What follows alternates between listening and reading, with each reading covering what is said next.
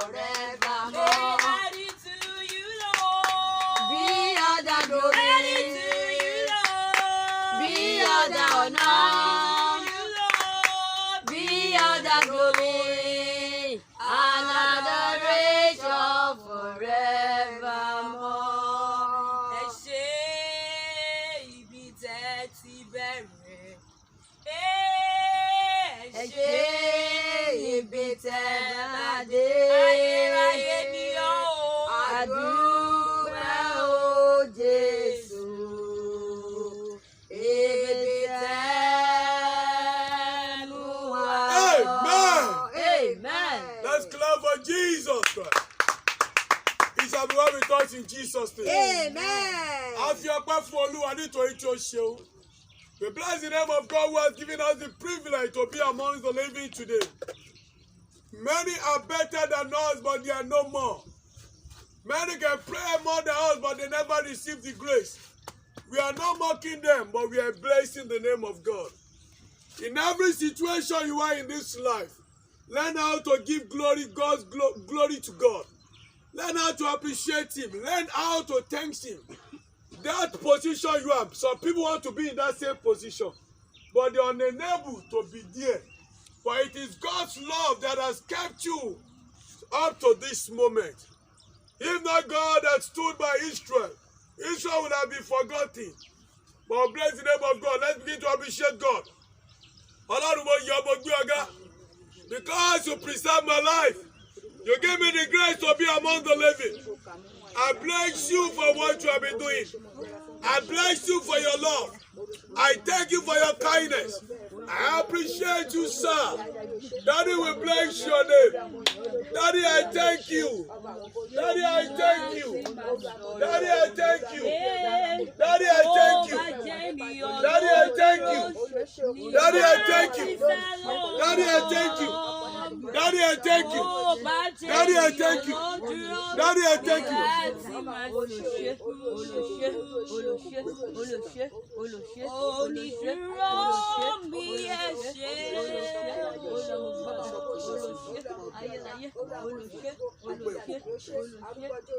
Yọ lọ́rùn yọ dáadáa. Sọ́kò ṣe lórí ayé mi. O ṣe lórí iṣẹ́ mi. O ṣe lórí ìgbéyàwó mi. Lord, I bless you over my marriage. I bless you over my ministry. What you have done for me, many people have been praying for it. I thank you for what you have done for me. Jésù Kristi Olúwa wa. Ẹ gbàdúrà márùn-ún sísà. Olúwa mo wà mí ní àárọ̀ yìí. Lord, I'm here this morning. Visit me and settle me. Bẹ̀mí wò kó yanjú ọ̀rọ̀ mi. Visit me and settle me. In every area of my life, àdúrà. Àdúrà. Olúwa mo wà mí ní àárọ̀ yìí. Olúwa bẹ̀mí wò. Olúwa bẹ̀mí wò. Olúwa bẹ̀mí wò. Olúwa bẹ̀mí wò. Olúwa ṣayé mi. Olúwa bẹ̀mí wò. Olúwa bẹ̀mí wò. Olúwa bẹ̀mí wò. Olúwa bẹ̀mí wò.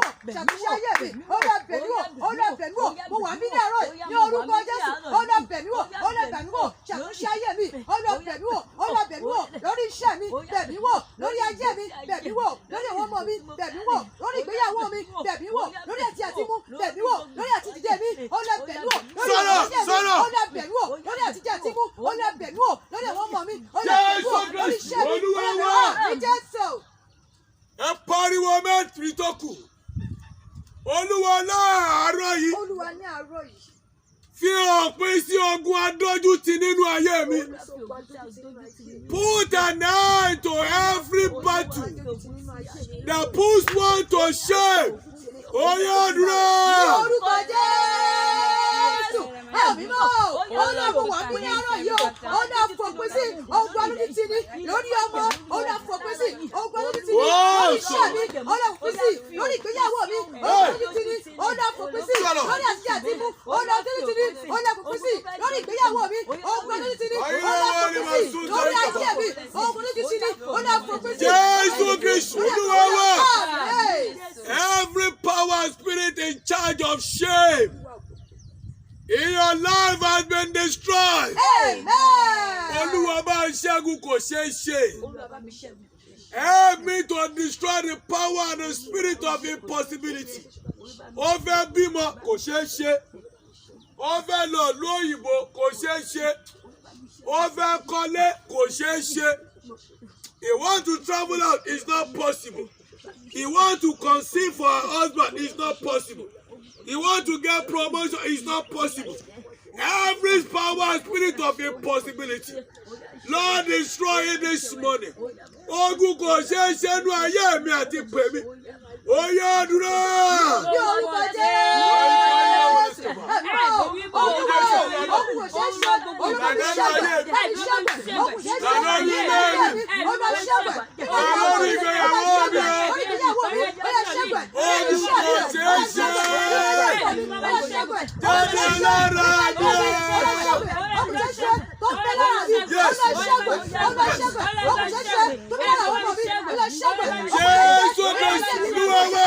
Ogun kò ṣeé ṣe.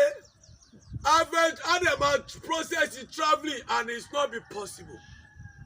Afẹ́ kúrò lójú kan is not possible. Afẹ́ dé ibìkan ogun yẹn dúró ti arákùnrin kan tí a pè ní Isaki. When you go through the book of Genesis 26, gbogbo ọ̀nà tá Isaki fẹ́ fi dìde wọ́n ní kò ṣeé ṣe. Ṣùgbọ́n gbà tó dé Rehoboth ó borí ogun yẹn. Lẹ́nu ó borí ogun kò ṣeé ṣe. Àdúrà méjì tó kù. Olúwa. Yọ̀ǹda agbára fún mi. Tí ayé ò lè dá dúró. Agbára tí ìran ò lè dá dúró. Agbára tí a ò kì í dá ayé rẹ̀ dúró. Láti rìnrìn àjò ògo. Olúwa yọ̀ǹda fún mi àdúrà. Lórúkọ Jésù.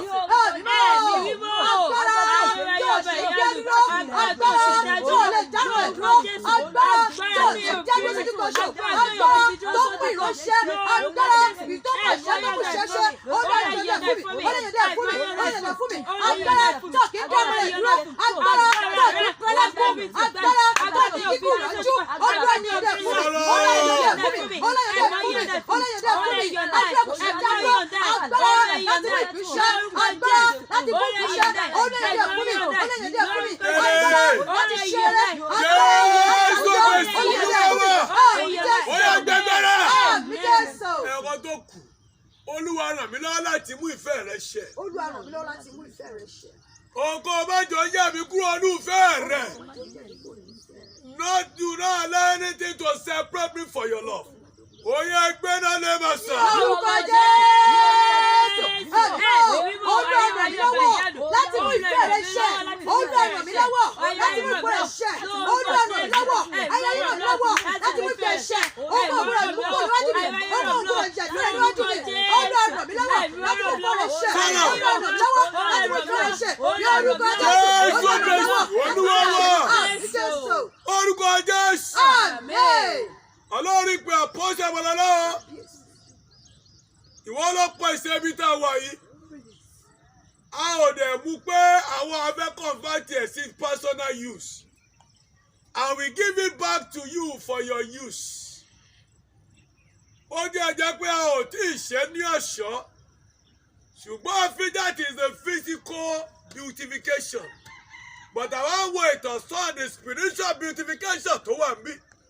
Àti nídáhùn ìgbọ́rù àdúrà Ọlọ́run gbọ́ pẹ́ wá. Àmín Jésù. Ogun kò ṣeé ṣe nínú ayé mi àtàwọn wọ̀nyí. Olúwa dá iná sọ. Àmín Jésù. Ìjọba ẹtì àti ìdádúró ó yá ńlá iná sọnù. Àmín Jésù. Ogun adójútì àyànmọ́ ènìyàn. Ogun adójútì òbí lórí ọmọ o. Lẹ́ẹ̀ni ó yá dànù. Àmín Jésù. Èpè mádìde o. Ó yá dànù. Àmín Jésù. Kí ló yà fẹ́ yàmí yà fẹ́ Kristi? Lẹ́ẹ̀ni Olúwa gbé mi. Àmín. Gbogbo ìjọba èṣù tó dúró di èmi àti yín. Ó yá kó sọ agbára nù. Àmín Jésù. Let the kingdom of God exist Amen. in our life. Amen. Ọlọ́run olúwa wa lọ.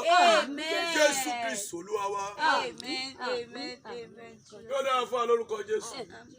You are not to upgrade yourself to know how to interpret. Ọmọdé àti upgrade ara ẹ̀ nìyẹn. Iṣẹ́ ìrànṣẹ́ ti ń lọ. I have been invited to different places. Mi nílé máa lo interpreter wọn.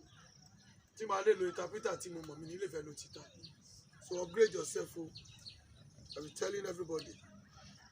A fẹ́ sọ̀rọ̀ lórí my title of my program shall be called, or the title of this sermon shall be called what? What can separate me from the love of Christ? Kí ló àyà mi ya ìfẹ́ Kristi? My text shall be taken from the book of Rome 8:35. Rome 8:35. Kí ló àyà mi nínú ìfẹ́ Kristi? Àwọn tó lè dáhùn pọ̀ o. Àwọn tó máa ń dáhùn pọ̀. Tí bá bèèrè lọ́wọ́ wa pé ní kí nìkan tó máa ń yẹ èèyàn nínú ìfẹ́ Kristi. Ẹlòmíà ní ogunlé bàbá. Ẹlòmíà ní ogunlé ìyá. Ẹlòmíà ní ogunlé àná. Ẹlòmíà ní ogun àdúgbò. Bàbá Yusuf o. Ẹlòmíà ní ogun agbègbè. Ẹlòmíà ní àìríjẹ. Bó tiẹ̀ jẹ́ gbogbo yẹn náà ló dárúkọ. Ìyẹn ò tó yẹ inú ìfẹ́ Kristi. If I ask some people what can separate you from the love of Christ, some people say what? Family battle, in-law battle, in-law, different thing. No! Rome 8:35. Tànà àyà kúrò nínú ìfẹ́ Kristi. Ìpọ́njú ni tàbí wàhálà, tàbí inúbíni tàbí ìyàn, tàbí ìhòòhò, tàbí ẹ̀wù, tàbí idà. Gẹ́gẹ́ bí a ti kọ pé nítorí ẹni a ṣe pa wá kú ní ọjọ́ gbogbo ọjọ́, à ń ká wá sí bí àgùntàn fún pípa, ṣùgbọ́n nínú gbogbo nǹkan wọ̀nyí àwa ju ẹni tí ó ṣẹ́gun lọ nípa ẹni tó fẹ́ wa. Nítorí dábí lójú pé kì í ṣe ikú tàbí ìyè tàbí àwọn áńgẹ́lì tàbí àwọn ìjòyè tàbí àwọn alágbára tàbí ohun ìgbà ìsinsìnyí tàbí ohun ìgbà tíbọ̀ tàbí òkè tàbí ọ̀gbun tàbí ẹ̀dá mìíràn kan yóò lè yà á kúrò nínú ìfẹ́ Ọlọ́run tí ó wà nínú Jésù Kristi. Pọ́ọ̀lù ló sọ eléyìí. Ó sọ ìṣẹ́gun tó tóbi. He's talking about the great victory in Christ. That, according to the book of 1 Timothy, he said, Demas has forsaken me because of this present war. Demas kò ti kọ̀ mí sílẹ̀ nítorí ayé ìsinsìnyí. Ó wá wo gbogbo tó ń ṣẹlẹ̀.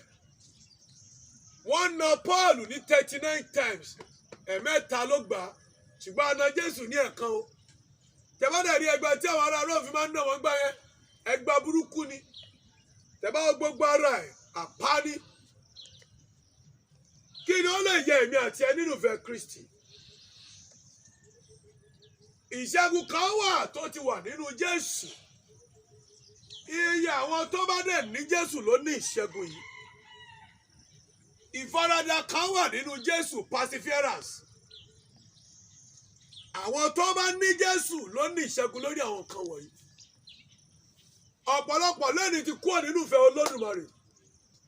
Ọ̀pọ̀lọpọ̀ àwọn ìránṣẹ́ Ọlọ́run ó ti kúrò nínú ìfẹ́ Olódùmarè. Ní àárọ̀ ìgbà tí mo jáde bọ̀, mi ò ní sọ tó ní mo wà bí. Èèyàn kan kí mi lára, ó dẹ̀ kí mi dáadáa gan-an. Àwọn kankan wà, ògo ò tí ì dé ló ní ọ̀tá, tógo bá dé ọ̀tá àkí ẹ. Mo ti discover many things that separate me, from the love of Christ. Ó pọ̀, gbẹ́jọ́ sọ mẹ́ta mẹ́, ìbínú. Tí bá bínú báyìí, ìbá kan wọlé, báwo pé ìwọ ìbínú, ò ní ìbínú kankan. Number one, torí fẹ́ kẹ́ bí mi kò mo ṣe stop ìbínú. Tí bá bínú àyà máa dùn mí, gbogbo ẹ̀ mo fẹ́ kẹ́ mi kò. Màá kọ́ ṣùgbọ́n mo ti gbọ́. Ẹlẹ́ẹ̀kejì, tí bá rí ẹ tó proof pé o jẹ́ kankan, àbọ̀ gbójúlógún àbọ̀ jẹ́ kankan, èmi àti ẹ máa wọ̀ ọ́. But nísìnyí mo ti wá discover kankan pé it's not everybody you answer. Màá keep quiet ni. When the person discovered that mi ò rí tòun rò mọ́, ó kọjá gan mi ṣe pé mo rí, ó dé alẹ́ gan mi ṣe pé mo rí. Ó dẹ̀ rí pé Ọlọ́run dẹ̀ ń ṣe, omi tó rọ́ nìkan ló pa ní branch sí. Nígbà tó dẹ̀ rí báyìí, wọ́n ti sọ fún ó dẹ̀ ti rí. Ìyá tó ń jẹ́ pé eléyìí ò ráyè tòun mọ́, eléyìí ti ń bá tiẹ̀ lọ ni. Sórí, kó máa ní ọ̀tá ládùúgbò yẹn, kó máa bẹ́lẹ̀ ìjà kẹ́ máa ṣe competition, ó máa ń yàyàn kú olúfẹ́ Kristi. Wọ́n sábà mọ́ mi kan, mo ní bàtí ọba jùlẹ̀ ẹ̀ ṣóòkì, ó ní tọ́wọ́ kí èèyàn ń dáwọ́ kí nìkan, mo ló nídìí, ó ní problem, ó nídìí ìwọ máa kí kó máa dáhùn. Good morning ma, yes ma, thank you ma, kó máa ní kí èṣù má bàa fi ẹ́ sùn, torí èṣù á fi ẹ́ sùn pé ó mọ̀ pé ó ní problem o, ó dẹ̀ fi problem ẹ̀ bù. Kí nìkan tó máa yàyàn kú olúfẹ́ Kristi, ó pọ̀. Èmi ò ní tí ì tẹ́nu ìwé yìí, kí tó tẹ́ àìka ọ̀rọ̀ Ọlọ́run a máa yàyàn olúfẹ́ Kristi. Torí tí o bá mọ̀ nǹkan tọ́lọ́run sọ, because it is the word of God that will edify you. Ọ̀rọ̀ náà ló máa gbé ẹ̀rọ, is what that will uphold you. Àìlè gbàdúrà, competition, ìfigagbága, ó fẹ́ wọṣọ bó ṣe ń wọṣọ, ó fẹ́ jẹ bó ṣe ń jẹun, ó fẹ́ bó ṣe ń mú. Kí ló yà nínú ìfẹ́ Kristi? Ilẹ̀ tọ́lá fún wa yìí, kálá ọkọ̀ nígbà kí ló máa ṣe? Wọ́n ti wá ọ̀nà kọ̀nà láti ṣe àkọ́bà all means. Wọ́n dẹ̀ kú olùfẹ́ Kristi. Wọ́n ti lọ tọrọ lọ́wọ́ àwọn tó yẹ kó tọrọ owó. Wọ́n ti bẹ̀bẹ̀ lórí àwọn tó yẹ kó bẹ̀bẹ̀. Àtọwọ́ afa, àtọwọ́ aláwọ̀, àtọwọ́ àwòlí èkè àti báyìí. Wọ́n ti kó gbé ẹjọ́. Wọ́n jẹ́ àfẹ́ kọ́ṣọ́ kọ́ mọ̀ pé àwọn náà ti Ọlọ́run pe àwọn. Tàbí ọ̀yà mi nínú ìfẹ́ Kristi. Ẹ̀rí ọ̀pọ̀lọpọ̀ irú owó ilẹ̀ yìí sì káàdì bá ṣe rí yẹn. Mọ́tò ni. Aláfẹ́ra one Land Cruiser kan. Pẹ́pẹ́ tá mọ́tò 2 million. Mọ́tò ní appreciate, ó máa depreciate. Tó a máa di bí ọdún mẹ́rin sí, ilẹ̀ yá di èlò mọ́ lè bẹ́ẹ̀ tí wọ́n máa ta lẹ́yìn 7 million naira. One plot. Káwá kó gbẹ̀ kọ́. Kí là ń sọ? Kí ló àyàwáyà ìfẹ́ Kristi? Amen. Ìpọ́njú ni, ṣé ìpọ́njú ni? Kí gan ni ìfẹ́ Kristi yìí gan? Kí la pè ní ìfẹ́ Kristi? Àrígbá ìfẹ́ Kristi. Jésù nífẹ̀ẹ́ ìjọ, ó ní ìfẹ́ tó ń bẹ láàárín bàbá àti ọmọ, ọmọ àti bàbá. Bí Ọlọ́run ṣe fẹ́ràn Jésù bí ọmọ, bẹ́ẹ̀ náà ni Jésù fẹ́ràn àwa náà. And that love of Christ is by keeping his commandments. According to John 14:15, only if you love me, keep my commandments. Bí ìwọ bá fẹ́ mi pa òfin mi mọ́. And what is the commandment? According to the book of Exodus 20, verse 1 down. Ìwọ má ṣe pa ènìyàn. Fẹ́ràn aládùúgbò ẹ, ìwọ ṣe báyìí. Àwọn òfin yẹn, òun ni Ọlọ́run pè ní ìfẹ́ rẹ̀. Bá aládùúgbò rẹ lájà. Fẹ́ràn aládùúgbò rẹ. Ìfẹ́ Kristi. Dídúró ti Ọlọ́run. Fífẹ́ràn Ọlọ́run. Fífi ayé wa fún Ọlọ́run. Títẹ̀lé ọ̀rọ̀ rẹ̀. Nínú ìpamọ́ra. Láti má pa ènìyàn, láti má ṣe ògùn. Má sáré wá kan tó ṣe wá kiri. Má gbé ìgbésẹ̀ tó máa kọ́ má ènìyàn. Má lépa owó láléwọ́ bójì. Ìfẹ́ Kristi, ó ní pé kó o ní ìtẹ́lọ́rùn lórí ọjọ́ Ọlọ́run fún ọ. Be satisfied on what God has given you. John 15:18. Mo wà nínú ìfẹ́ Kristi. Kí ni ó àyà wá? If you go through the book of Psalm 111, ó ní ìwọ má ṣe báwo ènìyàn búburú rìn. Psalm 1. Ìbùkún ní fẹ́ni náà tí kò jókòó ní ibùjókòó àwọn ẹlẹ́gàn. Ìbùkún ní fún ọkùnrin náà tí kò rìn ní ìmọ̀ àwọn ènìyàn búburú, tí kò sì dúró ní ọ̀nà àwọn ẹlẹ́ṣẹ̀, àti kò sì jókòó ní ibùjókòó ẹlẹ́gàn. Ṣùgbọ́n nínú inú rẹ̀ wà ní òfin Ọlọ́run. Ìfẹ́ Kristi ni pé kó o ní òfin rẹ̀ dání. Ìfẹ́ Kristi, Ó ní pé kó kọ ibùjókòó àwọn ìka ènìyàn sílẹ̀. Kó kọ ibùjókòó àwọn ẹlẹ́gàn sílẹ̀. Kó kọ ibùjókòó àwọn ìka ènìyàn sílẹ̀. Kó kọ ẹgbẹ́kẹ́gbẹ́ sílẹ̀. Ìfẹ́ Kristi ni pé má ṣe ìbọ̀rìṣà. Ìfẹ́ Kristi ni pé má ṣe ṣe òògùn. Ìfẹ́ Kristi ni pé kó o tẹ̀lé òun. Kó o fi gbogbo ọlá àti agbára àti ògo fún òun. Kí ló wá yẹ̀yọ̀ nínú ìfẹ́ Kristi? A rí pé ìpọ́njú. Irú ìpọ́njú wo? Ó lè jẹ́ ebi. Ó lè jẹ́ ìríjẹ. Ó lè jẹ́ àìsàn. Nígbà tí àwọn ọmọ Ísírẹ́lì tí wọ́n wà ní abẹ́ Fáráò, ó máa pọ́n wọn lójú gan. Ṣùgbọ́n kí ló ṣẹlẹ̀? Wọ́n ké pe Ọlọ́run. Ọlọ́run sì rán ènìyàn sí wọn nínú ìfẹ́ rẹ̀. Nínú ìwé Jeremiah 1, ó ní fífi Olúwa Ọlọ́run rẹ sílẹ̀ kò wá mú èyí bá ọ. Ṣé ìpọ́njú ló ní àwọn èèyàn lẹ́nìí? Ẹ̀rọ ọ̀pọ̀lọpọ̀ àwọn ọmọ Ọlọ́run wọ́n rí kúrò níwájú Ọlọ́run torí ìpọ́njú. Wọ́n fi Jésù lẹ̀, wọ́n ti tẹ̀lé èṣù. Tàbí wàhálà. Bẹ́ẹ̀ o bá rí wàhálà, á sáré o tí o bá ní Jésù. Wàhálà lórí ọmọ, wàhálà lórí aya, wàhálà lórí iṣẹ́, wàhálà lórí ìgbéyàwó. Torí sack tó kọ́ rí kí ló pẹ̀, tó kọ́ fi sack letter sórí tébù fún. Gbà! Tó pe pásítọ̀ tí fóònù nọ́mbà pásítọ̀ lọ bí ẹ̀mẹ́wàá.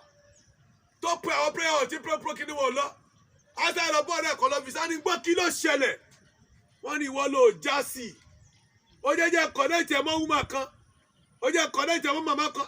Ìyá òyege, ìyá ẹ̀ níṣẹ́ lọ́wọ́ gan. Ó máa ti gbàgbé torí wàhálà.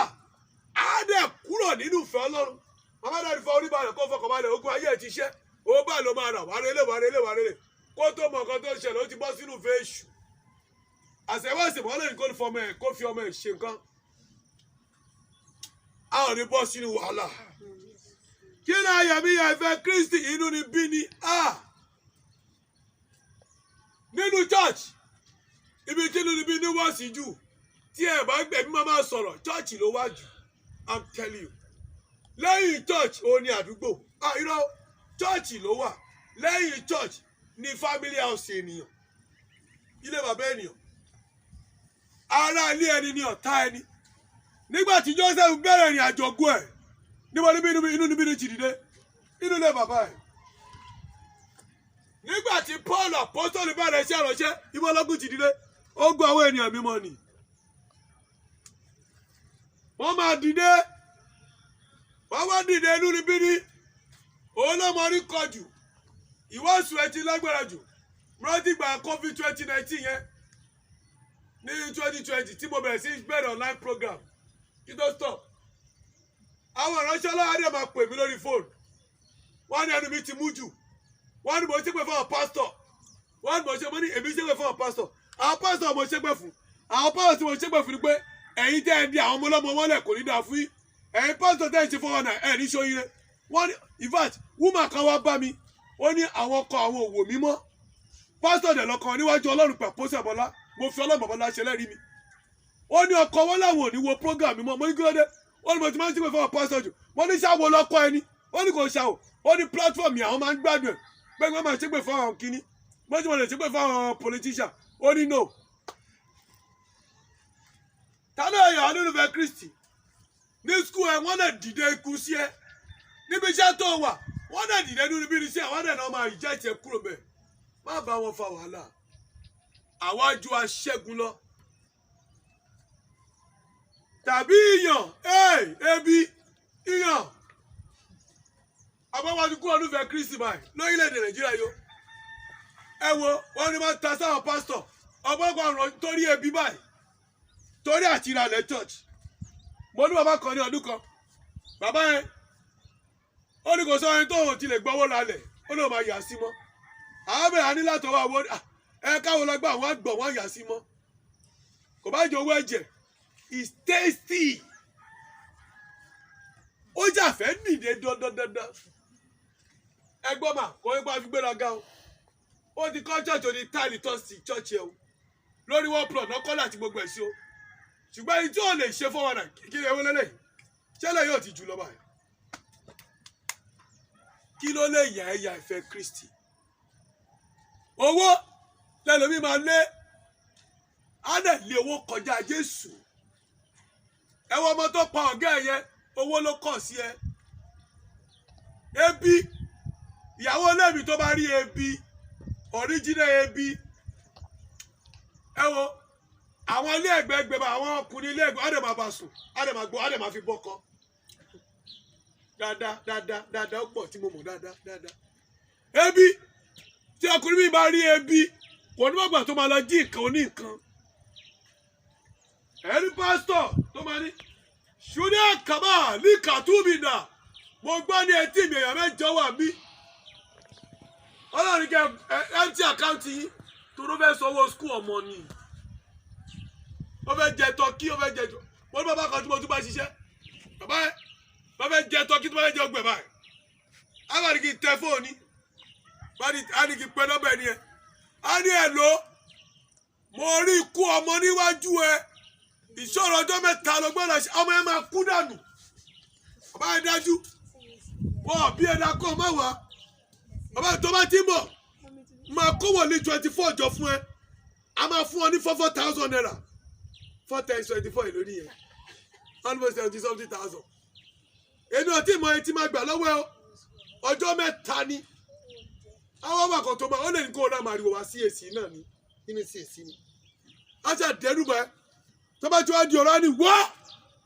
ọmọ yẹn tí wọ́n ti gbé ẹ̀mí ọmọ yẹn lọ a máa dá padà a máa dá ẹ̀mí ọmọ yẹn padà á dẹ̀ bẹ̀ ṣàdúrà ọjọ́ mẹ́ta ẹ̀rọ á ti bà wọ́n náà tí ò bá dá ìṣèkọ́ tó ní kó ṣe tí ò bá ṣe ọmọ yẹn máa padà kú ni àṣẹ burúkú wà lẹ́nu ẹ̀ tó bá ti wọ́n sọ̀rọ̀ lórí gbọ́ á ní ọmọ yẹn náà gbé lọ yẹ o á ní èlò ládàá fẹ́ fọ́ wòlíì yẹn náà 4,000 a gbọ́dọ̀ dọ́bù owó yẹn sí méje 7,000 a dẹ̀ ṣojú fúrú àwa mọ̀ pé irọ́ ló pa àwa mọ̀ àmọ́ ní wọ́n ti scam yín sà ìfẹ́ Kristi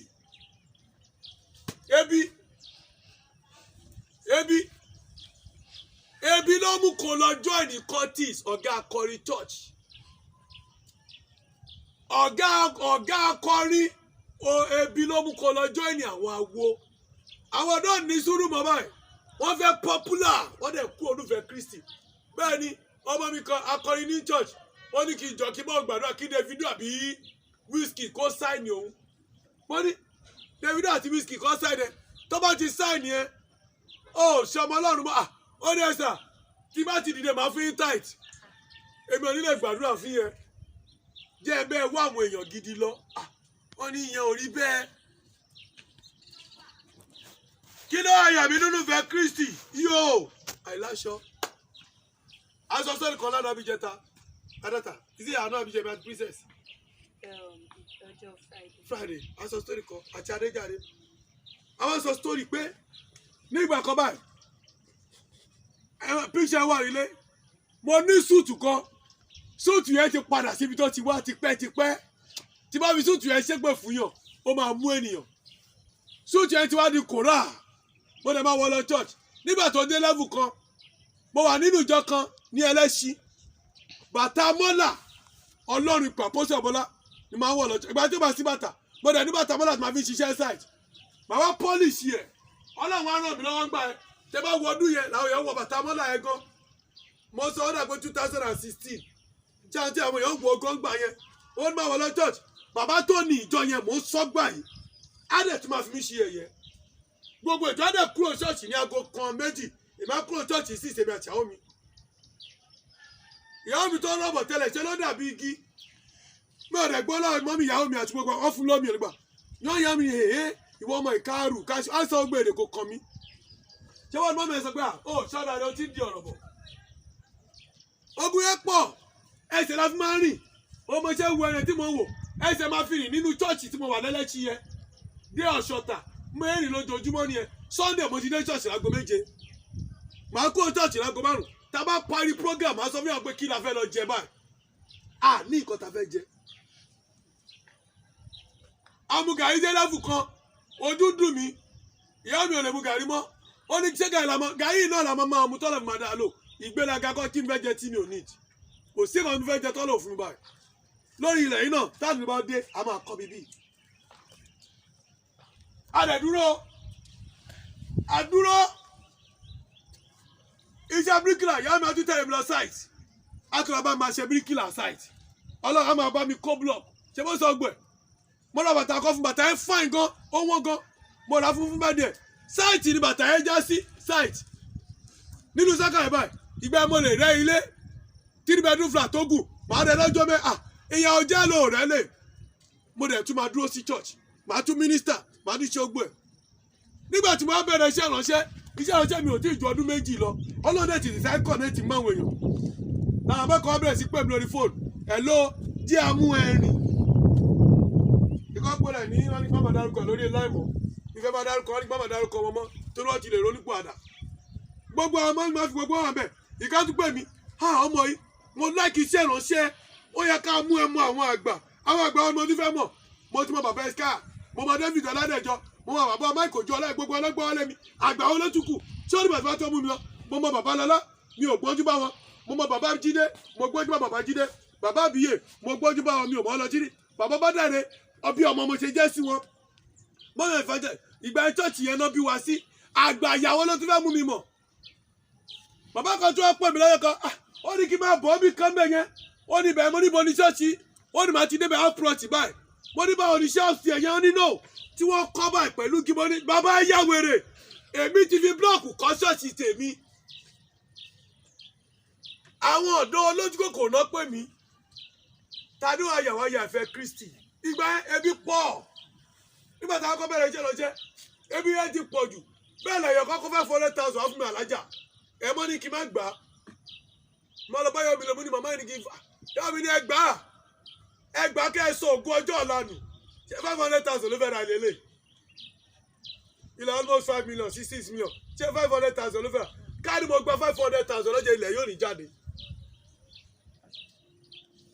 but thank God my wife said no 500,000 tá a jẹ gbèsè tá a ti jẹ fún mi oṣù mẹ́fà tá a ti gbẹ tí ò sájọ tí ò sí kankan tí mo ṣe bẹ̀rẹ̀ iṣẹ́ ìránṣẹ́ 500,000 owó ni 4 years ago it's money mo tún wo owó yẹn bá màmá yẹn ní no alájẹ ni no ó kàn fún mi ni mo náà ẹ mọ́ ní kí n pray fún bẹ́ẹ̀ kó lè mọ̀ pọ́n pẹ́ mi mo dẹ̀ tú àṣírí ọmọ yẹn tún fẹ́ mọ́ ẹni mo fún ẹni mo tún padà mo ní màmá mo bọ̀ mo tún wọlé mo ní princess 500,000 ó jọ mí lójú mà mi ló parọ́ ẹni tó ti pẹ́ tó ti rówó 2009 mo mà ti rówó gbẹ̀yìn 2010 mo wá ní 500,000 ní 2017 mo tún wo owó yẹn báyìí mo ní àbí ẹ̀mí èṣù ló bá mi sọ̀rọ̀ ni mo ní bàyá mi ní ní gbowó yìí ẹni kan máa lọ bẹ́ẹ̀ lọ́wọ́ màmá ẹ̀ kọ́ lọ ni kò lè pọ́ ọmọ kan dẹ̀gbà bẹ́ẹ̀ lọ́ fún mi ní 50,000 naira ẹ̀ mọ́ ní owó ẹ̀ náà mú dé yẹn táìtì ẹ̀ ni mo fẹ́ fún ẹ ó lọ owó ẹ̀ gangan ni look at it today kí ló yẹ ẹnu fẹ́ Kristi torí ìyàwó ẹ̀ ò bímọ ó wá lè jáde àmọ́ lọ fẹ́ lòmíì kí ló yẹ ẹnu fẹ́ Kristi torí wọn fún ẹ promotion owó lọ sọ́dọ̀ àwọn wòlíì wèrè ọwọ́ ní kò lọ gbẹ́bọ wọ́n ti ba ayé ẹ̀jẹ̀ ó kí ló máa yẹ ẹnu fẹ́ Kristi gbọ́ torí ọjà ọ̀tà ọwọ́ ní kò máa bọ̀ ọwọ́ ta káńdì wèrè kan àbọ̀ irọ́ ní gbogbo ẹ̀ máa continue next week program bíbí máa ti continue kí ló yá ìwà nùfẹ́ Kristi yóò àìláṣọ aṣọ ti tí wọ́n gba àwọn ọ̀dọ́ wọn ìgbòjì báyìí aṣọ ṣé aṣọ láti ẹ̀wọ̀ yẹn náà lórúkọ Jésù orí ọ̀fẹ́ láti ní ìfẹ́ Ọlọ́run kanlẹ̀ Olúwa yọ̀ǹda fún wa. Àmín Jésù. Yá gbàdúrà méjì tẹ̀mí ti pé yá gbàdúrà gbọ́ méjèèjì sókè fún mi ní ìṣẹ́gun lórí ogun tí máa ń dé ènìyàn padà níwájú rẹ kò yé yín Ọlọ́run tí ó yà tẹ́mi bá pa Christian mọ̀ tẹ́mi bá pa Christian a ṣiṣẹ́ lọ́jọ́ Sunday Christian wèrè dé ṣiṣẹ́ lọ́jọ́ Sunday àwọn tó bá ń ṣiṣẹ́ lọ́jọ́ Sunday àwọn mọ́là ẹ gbọ́ tí ìyá ìrànṣẹ́ ọlọ́ba sọ pé ìyá pásítọ̀ kan ìyá ẹ̀ máa sọ pé kó wá lọ ṣògùn kó má kó dáhùn nígbà tí ìyá dé ìyá ẹ̀ mú lọ síbẹ̀ ọjọ́ karùn-ún dẹ̀ ló kú ìyàwó ẹ̀ dẹ̀ jẹ́wọ́ bóyá tẹ̀lé bá bí bàbá ẹ̀ ṣe kíní ẹ̀ fún báyìí kò jọ ọjọ́ kẹta lọ kíní ẹ̀ dẹ̀ dáhùn ó dẹ̀ rí owó ó dẹ̀ kú lọ́jọ́ karùn-ún ọ̀run rere náà lọ́lọ́ yẹn o. wúmà kan wá bá mi wúmà tó gbé kéèkì wá láàárọ̀ ẹ̀ wọ́n ti sọ fún pé ìyá ẹ̀ pẹ́ láti Ghana pé kí wọ́n lọ wẹ̀ lódò owó àtọ́kọ̀ ẹ̀ kọ́ lọ wọ́ọ̀sẹ̀ lẹ́kọ̀ọ́ bóyá bá mo wá sọ fún mo ní ọdún òwe lọ́wọ́ lẹ́fẹ́ lọ́wẹ̀ mo ní bọ́lá ṣe ṣe ojú mẹ́ mo ní ìyá ẹ̀ ó wẹ̀wẹ̀wẹ̀ orí ẹ̀ burú ó wẹ̀dé lẹ́fù kan ó di ọmọ omi ogun payé yẹ kí ni ìyá ẹ̀ ní olówó ni wọ́n sọ fún mi ní àbí kí lábẹ́ ẹ̀wẹ̀ fún ìyàwó ẹ̀ lódò kí wọ́n gbogbo ìwòwò ẹ̀ ó wá rẹ̀ ẹnu yín ṣe mí pásítọ̀ kò lè wẹ̀ fọmọ yín lódò àdó ẹ̀ máa gbà mo kọ́ jù ọ sí 7 days mo jọ 7 days mo jọ 7 days mi nígbà tó di ẹlẹ́kẹta ẹ̀wọ́n kọ́ lọ́ra sí àkékèké mẹ́ta fún mi bọ́yẹ kó ṣe ẹ̀bọ̀ báyìí bọ́yẹ kó ṣe ọlọ́mọ ní ẹ máa bọ̀ ẹ máa lo 7 hours lórí iṣẹ́ àì wọn ò mọ̀ túmẹ̀ mo dẹ̀ gbọ́ pé mo máa ra mọ́tò fún ọ máa kọ́lé fún ọ máa ra mọ́tò fún ọ máa dẹ̀ yí ayé wọn padà mo gbọ́ lọ́jọ́ ẹ̀ wọ́n èmi ò fẹ́ mọ bí bó ṣe máa ṣẹlẹ̀ wọ́n tó lọ pray lọ mo kàn gbọ́n kan ni ilé wọn ni number 6 mo dé mo ní mo rí mọ́tò ń bí tí kì í bá ti gbọ́ tí ẹ bá ṣiṣẹ́ ó máa wá mo ní mo rí mọ́tò ń bí mo dẹ̀ ní mọ́tò ẹ̀ níbí. ẹ gbọ́ kò sí ìgbàlà níbi kankan inú Jésù ló wà mọ́mí ẹ sọ pé jẹ́ ẹ mọ́ ẹlẹ́sìn bàbá kan kò lọ bá bàbá yẹn títí nígbà tó dé lẹ́fù kan tí ò rọmọ bí ó dẹ̀ tẹ̀lé lọ bá bàbá yẹn ó ní mọ́mí ẹ má yẹ kọ́kọ́ mi mọ̀ ẹ jẹ́ tẹ̀lé lọ bá bàbá yẹn nígbà tó dọ́dọ̀ bàbá yẹn tó dé bàbá yẹn fóònù tèmi dẹ̀ ring mi ní dárúkọ ẹni ẹ̀ ń kọ́ ẹ ló gbọ́ ló wà ayé já kò tó mọ́tò ọmọ rìdíìmù ni ibo ló wà mo ní ibo mo ní mo gbọ́ pé ìyá ẹ fẹ́ ta ẹ̀ sínú oko ẹrú ọjọ́ iwájú mo ní ọgbọ́dọ̀ lọ́wọ́ má tẹ̀lé ìyá ẹ lọ́bi kankan ẹbí ẹ̀kọ́ ni kí n pè é ni mi ò rí ìràn mi ò gbóhùn wọ́n ní kí n píkì kọ́ torí àmọ́ ṣe láìkì lédi yẹn wọ́n kàn pé ní wọ́n kàn ní dáàdì wọ́n ní mo bọ̀ wọ́n ní pé mi padà kọ̀ọ̀kan pẹ̀lú ní dáàdì wọ́n ní tó o bá gbà pé o jẹ́ ìwọ ọbẹ̀ orí ẹ̀ burú ayé ẹ bàjẹ́ bóyá ìsọdí dáàdì mo lọ àmọ́ ní mi ò sí ara tí máa fi ní báyìí kò ju 2 hours lọ ó ti dé ṣọ́ọ̀tì ó ti kúlẹ̀ ó ti bù mí sódì bẹ̀rẹ̀ sí sunkún ó ní mọ́ mi ò ní kí ló ṣẹlẹ̀ lọ́bẹ̀rẹ̀ sí sọ mo lọ́lọ́ fẹ́ ṣí ẹ lóore tó ju bẹ́ẹ̀ lọ mi ò yọ o tó ló lè máa gbọ́ mi ní sọ àbúrò ẹ̀ tó mú lọ ọmọ tó bí dà ibi tó ọmọ yẹn bá wà lọmọ yẹn gbà lọ ó dẹ̀ ti gbé títí ẹ̀ jó gbọ́ ohunkóhun Olúwa fún mi ní ìṣẹ́gun lórí tó máa ń dá èèyàn padà lẹ́yìn Jésù ó yá àdúrà. ní orúkọ Jésù ẹ̀mí mọ́ Olúwa fún mi ní ìṣẹ́gun lórí ohun tó máa ń dá àwọn padà lẹ́yìn Kristi Olúwa fún mi ní ìṣẹ́gun Olúwa fún mi ní ìṣẹ́gun Olúwa fún mi ní ìṣẹ́gun lórí ohun tó máa ń dá àwọn padà lẹ́yìn Kristi lẹ́yìn Olúwa Olúwa fún mi ní ìṣẹ́gun. Jésù Kristi Olúwa wa àmín. ẹlòmíì kò lè fi Jésù yangàn tó bá la ìpọ́njú kọjá irọ́ ni o àní mi ò láṣọ mi ò ṣe kí nǹkan bàbá kan sáà ní òun ò láṣọ lòun ò ṣe ń wọ́tọ̀ mo dẹ̀ máa ń wò báyìí òun lábẹ́rẹ̀ bó ta ẹ̀mí bó ṣe gbó bó ta color black máa fi àfihàn ó yẹ kó o ti rí nulẹ̀ mo ní bó ta kan báyìí every Sunday bó ta yẹn ni máa wọ̀ àtúrẹ́ mọ̀ ni wọ́n ti mọ bó ta yẹn mọ́ mi every Sunday tó ń gbọ́dọ̀ tọ́kì bó ta yẹn àti suit yẹn báyìí tó dé mi máa interpret máa ṣe so many things bó ta yẹn ọ̀kan yẹn ṣoṣo ni mo ní nígbà tí wọ́n tún fún mi ní mo tún wá lọ rà kan ní redeem lọ́yọ̀ tí mo lọ redeem àwọn bó ta yẹn àwọn bébì yẹn wọ́n dà pọ́n náírà ni mo rà á ẹ̀sùn wọn red báyìí tó máa ń ṣàì báyìí fake ni èmi ò mọ̀ pé fake ni èmi ṣàwọ̀ ìyá ọ̀dà èèyàn kan wá pẹ̀ mí ó ní pẹ̀lú nǹkan tó ń jáde lẹ́nu yìí ó ní bóta yìí ó máa jẹ́ káwọn èèyàn discover mi òyìnbó burúkú ló sọ yìí mo gbé iṣẹ́ pẹ̀lẹ́ ẹsẹ̀kẹsẹ̀ kò dẹ̀ ju ọ̀sẹ̀ tó tẹ̀ lọ wọ́n dẹ̀ dáṣì mi ní táì wọ́n dáṣì mi bóta yìí ikọ́ wà nù Jésù ó wà nù Jésù Olúwa ràn mí lọ́wọ́ dòpin iwájú rẹ̀ Olúwa fún orí oṣó fún orí àjẹ́ kó ń ṣe àdúrà eléyìí ni kò gbà Olúwa ràn mí lọ́wọ́ dòpin iwájú rẹ̀ Oyè àdúrà. Orúkọ Jésù ẹ̀mí mọ́. Olúwa ràn mí lọ́wọ́ dókun níwájú rẹ̀. Olúwa ràn mí lọ́wọ́ dókun níwájú rẹ̀. Àtẹ̀mí ọ̀tọ̀ ọmọ mi àti Olúwa ràn mí lọ́wọ́ dókun níwájú rẹ̀. Sọ̀rọ̀. Orúkọ Jésù Olúwa ràn mí lọ́wọ́ dókun Jésù Kristi Olúwa wa. Àmín Jésù. Olúwa fún mi ní ìṣẹ́gun. Olúwa fún mi ní ìṣẹ́gun. Lórí ogun tí ò kì í jẹ́ kéèyàn dìde. Lórí ogun tí ò kì í jẹ́ kéèyàn jí. Fún mi ní ìṣẹ́gun. Fún mi ní ìṣẹ́gun. Lórí ogun tí ò jẹ́ kéèyàn fi ayọ̀ sí ọ. Lórí ogun tí ò kì í jẹ́ kéèyàn Oyè àdúrà. Orúkọ Jésù ẹ̀mí mọ́. Olúwa fún mi ní ìṣẹ́gun. Olúwa fún mi ní ìṣẹ́gun. Lórí ogun tó kì í jẹ́ kéèyàn dìde. Olúwa fún mi ní ìṣẹ́gun. Lórí ogun tó kì í jẹ́ kéèyàn fọyọ̀. Jésù Kristi Olúwa wa. Orúkọ Jésù. Ọlọ́run gbà pé wa. Àmín Jésù. Ọlọ́run gbà yín wá. Àmín Jésù. Ayọ̀ àgbẹ̀yìnká tó ìrànlọ́wọ́ ẹ̀ kò yí padà. Ògo ìfọ́lá olókè. Hallelujah. Àdìsọ́kọ̀rẹ́ fáwọn ènìyàn. Olúwa bá wa sọ̀rọ̀. Àmín Jésù. Ní gbogbo branch àti headquarter, Olúwa gbàdúrà fún wa. Àmín Jésù. Gbogbo ọmọ náà tẹ́ ẹ wò wá lọ́wọ́lọ́wọ́ ikú ò ní pa yín. Àmín Jésù. Gbogbo tẹ́ ẹ ń là kọjá tó fẹ́ kẹ́ ẹ sá kúrò lọ́dọ̀ Jésù. Lẹ́yìn kó wọlé. Àmín Jésù. Àìní, àìríjẹ, àìlọ́kọ, àìráláàánú, àìrólóore. Tó fẹ́ gbé ikú ọwájú Jésù. Òyà kó rú dànù. Àmín Jésù. A máa ṣoríire. Ọ̀sẹ̀ máa dára. Olúwa kó ràn wá lọ́wọ́. Àmín Jésù. À ń lọ sínú ìjọ kejì. Olúwa kó máa bá wa lọ. Àmín. Jésù Kristi Olúwa wa. Àmín, àmín, àmín. Jẹ́ ká gbọ́dọ̀ àbí kò ní ìdí. Ọ̀rẹ́ wa Olúwa yà sí mọ́. Àmín Jésù. Olúwa dẹ̀ jẹ́rẹ́ sí. Àmín Jésù. Jésù Kristi Olúwa wa. Tọ́ba lẹ́yìn tó lè ràn wá lọ́wọ́ fún orí òkè yìí. Tọ́ba lè ràn wá lọ́wọ́ fún iṣẹ́ tó lọ lórí òkè yìí. Iṣẹ́ pọ̀ lórí òkè yìí. Ẹ pe nọ́mbà mi. Àwọn oṣù olè tá máa wá bẹ̀yàn. 08038391268. 08038391268. Gbogbo ẹ̀ tẹ̀lé ní kí n send account number mi. Síbẹ̀ mi ò ní lè send ẹ̀. Kò yẹ pé mo fi gbéraga tẹ́ ẹ bá pè máa send ẹ̀. Number 2 dẹ̀ ni pé gbogbo ẹ̀ tẹ́ fẹ́ ràn wá lọ́wọ́ Ọlọ́run á ràn yín lọ́wọ́. God bless you all.